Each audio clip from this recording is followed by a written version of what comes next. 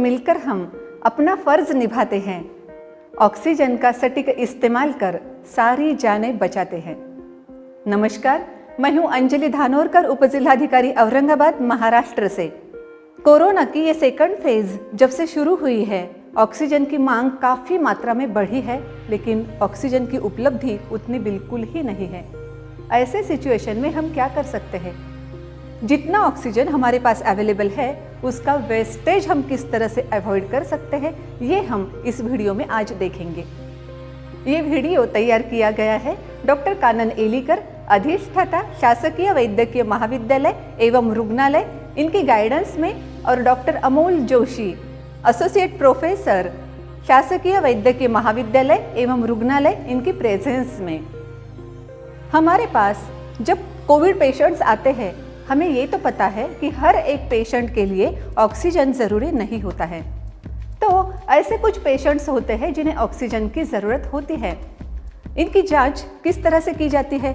अगर उन पेशेंट्स की श्वसन की गति 30 से अधिक है और उनका सैचुरेशन 95 से कम है, तो इसका मतलब उन्हें ऑक्सीजन की मात्रा देना ज़रूरी है।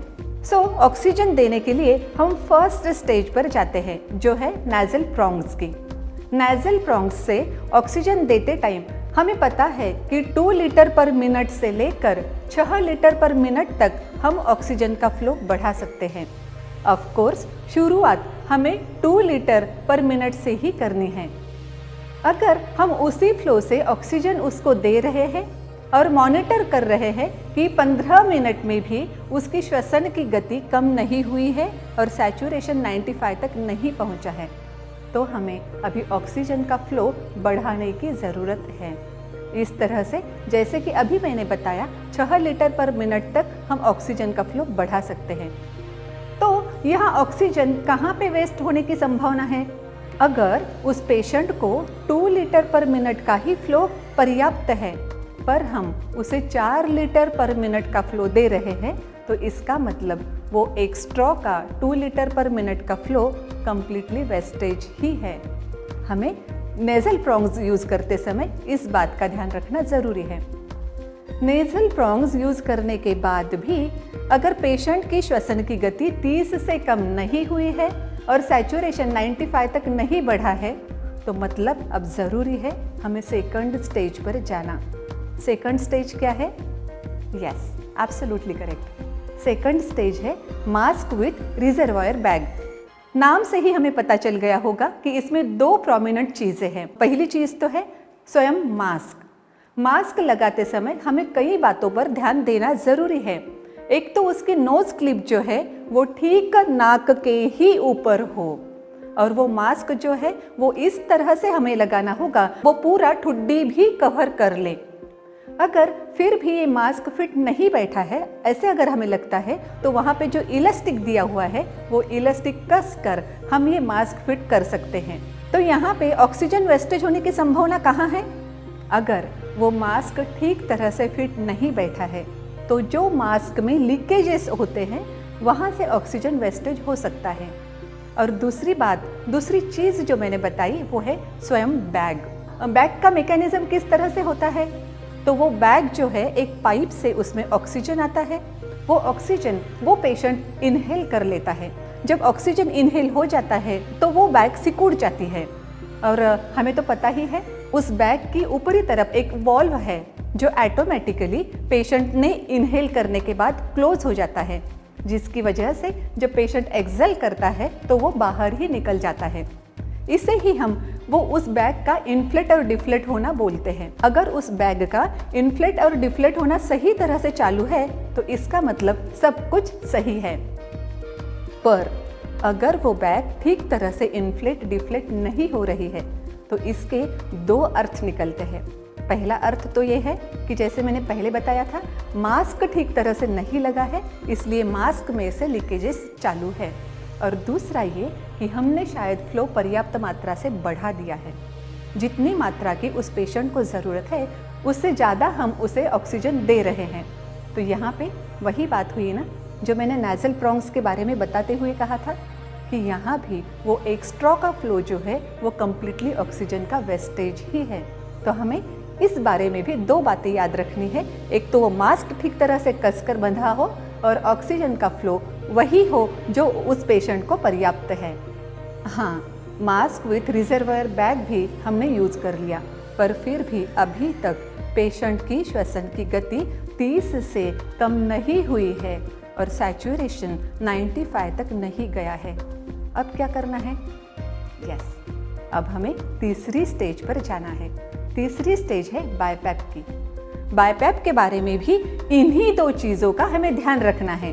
एक तो मास्क प्रॉपरली फिट बैठा हो और दूसरी बात फ्लो पर्याप्त मात्रा में ही हो। अगर इन दो चीज़ों में कुछ छूट जाता है, फ्लो बढ़ जाता है या मास्क में लीकेजेस रह जाते हैं तो वहाँ से ऑक्सीजन लीक होने की संभावना है ही। तो इस तरह से ऑक्सीजन का लीकेज होने की संभावना है। हमने काफ़ी बार देखा है कि कई वार्ड्स को सेंट्रली ऑक्सीजन का सप्लाई दिया जाता है। जब हम इस तरह से सेंट्रली ऑक्सीजन सप्लाई करते हैं तो वो सप्लाई करने की जो मशीनरी, जो पाइप सारे लगे हुए होते हैं, उनमें काफ़ी सारे जॉइंट्स होते हैं, काफ़ी सारे वॉल्व्स होते हैं। अगर इन जॉइंट्स में कुछ हो गया, ठीक से ये जॉइंट्स नहीं होंगे या फिर वॉल्व्स ठीक से नहीं होंगे तो उसमें से भी ऑक्सीजन लीक हो सकता है। ऑक्सीजन लीक होना माने ऑक्सीजन का वेस्टेज ही होना। इसीलिए ये सारा ऑक्सीजन का वेस्टेज अवॉइड करना ये किसकी जिम्मेदारी है, इस बारे में बिल्कुल ही ना सोचते हुए ये हमारी सबकी जिम्मेदारी है, ऐसा ही हम सोचें। और उस वार्ड में के अटेंडेंट से लेकर डॉक्टर तक हर किसी ने समझना चाहिए कि अपनी जिम्मेदारी है और मॉनिटर करना चाहिए फ्रीक्वेंटली कि कहीं से लीकेज तो नहीं हो रहा है। हाँ, इस बारे में और एक बात हम कर सकते हैं कि हम एक मॉनिटरिंग कमेटी गठित कर सकते हैं जिसका काम ही होगा, पहले भी मैंने जैसे बताया कि उस टेक्निकल कारणों से कहीं ऑक्सीजन का वेस्टेज तो नहीं हो रहा है या फिर ये सेंट्रली जो ऑक्सीजन प्रोवाइड किया जा रहा है उनके जॉइंट्स में से तो ऑक्सीजन का लीकेज नहीं हो रहा है ना। ये फ्रीक्वेंटली वो देख सकेगी और वो सारे लीकेजेस अवॉइड कर सकती है। और एक बात, सिर्फ इन्हीं टेक्निकल वजह से ही ऑक्सीजन का लीकेज होता है या ऑक्सीजन का वेस्टेज होता है ऐसा ही है? नहीं, कतई नहीं। पेशेंट्स भी कई बार ऑक्सीजन का वेस्टेज करते हैं। कैसे? आपने भी देखा होगा ना, मास्क उनको लगा होता है, ऑक्सीजन का सप्लाई पेशेंट्स को शुरू रहता है, पर फिर भी कई सारे पेशेंट्स इस तरह से बिहेव करते हैं कि वो मास्क निकाल कर किसी से बातचीत करते हैं, आया हुआ फ़ोन रिसीव करते हैं, खाना खाते हैं, वॉशरूम जाते हैं। इसका मतलब क्या है? ऑक्सीजन का सप्लाई तो मास्क को अभी भी शुरू है। वो ऑक्सीजन किसको देना चाहिए? पेशेंट को मिलना चाहिए, उसके लिए वो ऑक्सीजन है। पर जा कहाँ रहा है? वो ऐसे ही हवा में जा रहा है, उसके चेहरे पर तो मास्क है ही नहीं। इसलिए हमें क्या करना होगा, उन पेशेंट्स को भी अवेयर करना होगा कि इस तरह से ऑक्सीजन का वेस्टेज वो बिल्कुल ही ना करे। दूसरी बात और एक है कि कभी कभी पेशेंट्स को खुद को लगता है कि अरे हमें तो कम ऑक्सीजन का फ्लो दिया जा रहा है, और आप सबने देखा ही होगा वो ऑक्सीजन फ्लो बढ़ाने का वॉल्व इतना इजी है कि वो पेशेंट खुद भी वो बढ़ा सकता है। और कभी कभी अगर 2 लीटर पर मिनट की ही मात्रा पर्याप्त होने के बाद भी अगर वो पेशेंट खुद से ही वो फ्लो बढ़ा देता है तो जैसे मैंने शुरू से कहा था, ज़्यादा मात्रा में ऑक्सीजन देना ये ऑक्सीजन का वेस्टेज ही है। सो हमें उन पेशेंट्स को भी अवेयर करना होगा और उनकी तरफ भी ध्यान रखना होगा कि कहीं वो वजह ना बन जाए ऑक्सीजन के वेस्टेज की। हाँ, और 2 बातें याद रखना बहुत ज़रूरी है। हम शुरू से क्या बोल रहे हैं कि ऑक्सीजन का सैचुरेशन 95 तक जाना चाहिए, पर कभी कभी हमें ऐसे लगता है कि 95 तक सैचुरेशन पहुंच तो गया है, पर हम वेट कर ले 98 तक पहुंचने का या फिर 100 तक पहुंचने का। ऐसा कृपया बिल्कुल ही ना करें। क्यों? क्योंकि जिस तरह से नेजल प्रोंग से लेकर बाइपैप तक हमने स्टेप अप किया था, उसी तरह अब सिचुएशन है स्टेप डाउन करने की। अगर वो 95 सैचुरेशन तक पहुंच जाता है तो 98 या 100 तक जाने की बिल्कुल ही ज़रूरत नहीं है। अगर 95 तक सैचुरेशन बढ़ गया है तो अब हमें और वेट करने की ज़रूरत नहीं है कि उसका सैचुरेशन 98 तक जाए या 100 तक जाए।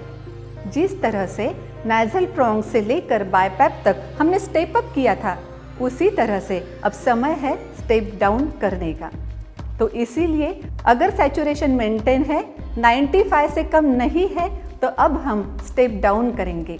मतलब फ्लो धीरे धीरे कम करते हुए हम मॉनिटर भी करेंगे, और अगर सभी बातें सही रही तो हम उसे डिस्चार्ज देने के भी पोजीशन में आ सकते हैं।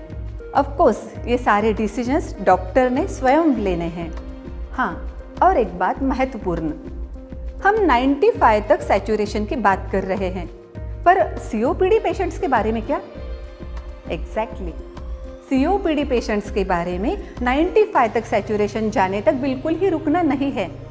88 से लेकर 92 तक अगर उनका सैचुरेशन होता है तो वो उनके लिए पर्याप्त है।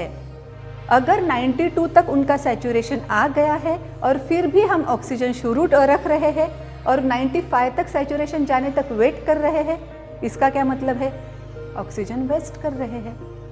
इसीलिए ध्यान में रखिए कि सीओपीडी पेशेंट्स के लिए सैचुरेशन की पर्याप्त मात्रा 88 से लेकर 92 तक ही है।